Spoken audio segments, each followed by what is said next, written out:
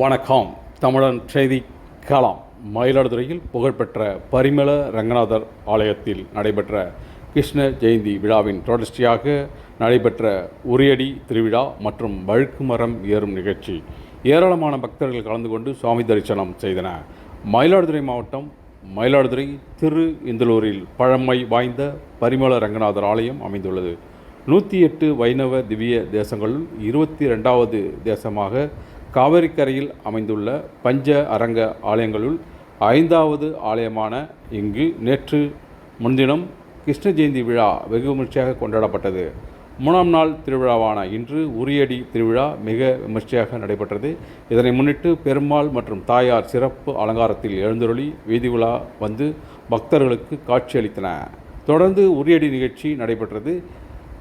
அப்போது வீதியில் மரத்தில் கட்டி தொங்கவிடப்பட்டிருந்த உரியை அடித்து உடைக்கும் நிகழ்ச்சி சிறப்பாக நடைபெற்றது. தொடர்ந்து வழுக்கு மரம் ஏறும் நிகழ்ச்சி நடைபெற்றது.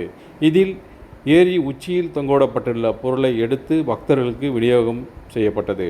விழாவில் ஏராளமான பக்தர்கள் கலந்து கொண்டு சுவாமி தரிசனம் செய்தனர். விழாவிற்கான ஏற்பாடுகளை கோயில் நிர்வாகிகள் பக்தர்கள் சிறப்பாக செய்திருந்தனர்.